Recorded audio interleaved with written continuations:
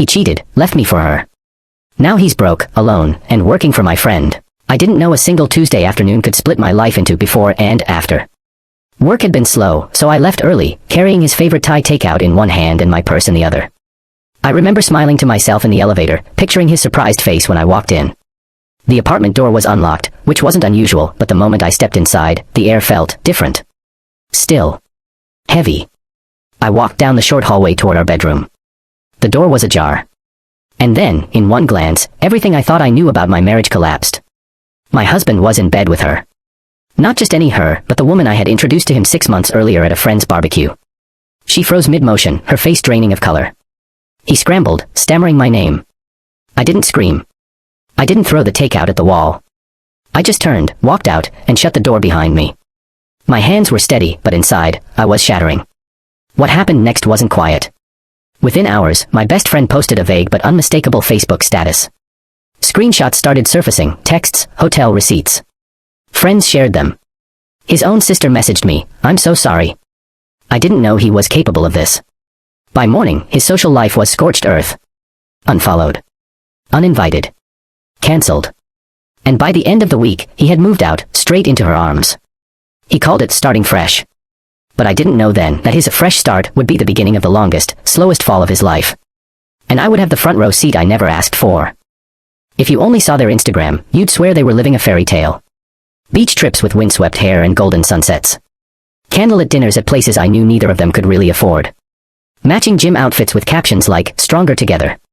And him, my ex, suddenly posting motivational quotes as if he were a self-help guru. Live your truth. Happiness is a choice. The irony was almost too much to stomach. But I knew better. Social media is a liar, a master illusionist. Through mutual friends, I learned the cracks behind the glossy veneer. Those beach trips. Funded by maxed-out credit cards. The candlelit dinners. Taken outside expensive restaurants they never actually ate in, the food came from a cheap place down the block afterward. His so-called new business. Just reselling clearance items online, barely breaking even. Worse, he'd been borrowing money from old friends, promising to pay it back, and never did. Behind closed doors, their relationship was fracturing. Neighbors reported shouting matches loud enough to shake the walls. Yet online, they clung to their performance, desperate to convince the world, maybe even themselves, that they were the perfect couple. And for a while, they almost succeeded. Almost. But perfection is exhausting to fake, and I could see the wear starting to show in their smiles. The stage lights were still on, but the curtain was beginning to tremble. It started quietly, like distant thunder. A friend of a friend casually mentioned he was behind on rent. Someone else said his business partner wasn't exactly a saint. I told myself I didn't care. I had left all that behind, or at least, I wanted to believe I had. But when you've been betrayed, there's a strange, bitter satisfaction in seeing the cracks appear in the castle they built without you. I kept my distance. I'd moved to a new city, poured myself into my job, learned how to sleep without waking up in tears. Yet somehow, little pieces of his downfall kept finding their way to me, overheard conversations, forwarded screenshots, whispered updates from mutual acquaintances who thought I should know. And then came the rumor that would turn into the plot twist I never saw coming. His partner, the same man he bragged about working with, was under investigation for fraud. And my ex. He wasn't just a bystander. He was financially entangled with him, every account, every transfer, every shared deal. At first, I thought it was just gossip. But the more I heard, the more it sounded real. Which meant that when the investigation hit, it wouldn't just destroy his partner. It would hit him, too. Hard. I didn't know it yet, but karma was already on its way, and it wasn't planning to knock. The whispers turned into headlines. His business partner wasn't just shady, he was accused of running a full-scale scam. Authorities froze every connected account, which included my ex's. Overnight, the man who had been pretending to be wealthy couldn't even pay his rent. Credit cards. Maxed out. Savings. Gone. Every photo of him standing in front of yachts and sports cars suddenly looked like evidence of money he didn't have. The silence on his Instagram was deafening. No more vacation reels. No more gym selfies. Just nothing. Mutual friends told me he was in panic mode, making calls, trying to borrow money, offering to sell things he didn't even own outright. I pictured him pacing that overpriced apartment, scrolling through old photos, wondering how to explain the sudden collapse of the life he'd flaunted. But the investigation wasn't the only blow waiting for him. And the next one would be personal. She lasted exactly 3 more weeks. Apparently, she hadn't signed up for ride or die loyalty, more like ride until the money runs out. One day she was in his photos, smiling under big sunglasses. The next, gone. Deleted. Unfollowed. Blocked. Through a mutual friend, I learned she had found someone new. Someone who actually had money. She didn't just leave, she upgraded.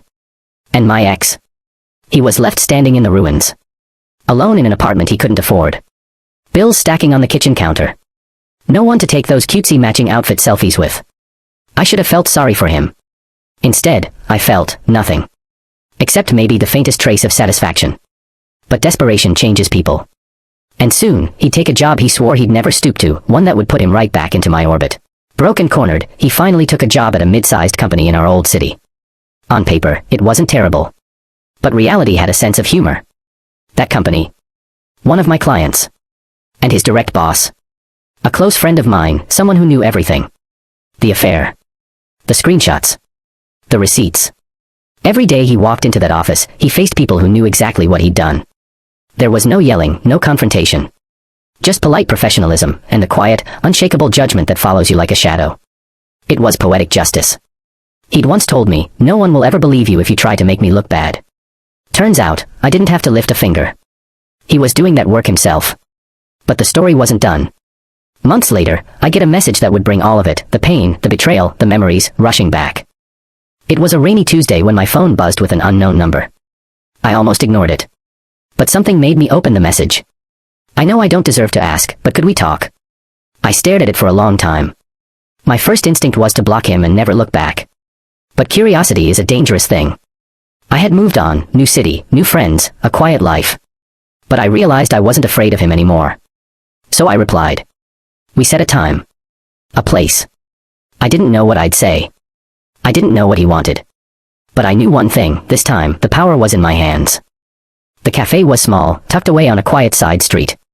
I arrived early, choosing a seat by the window where I could see him walk in.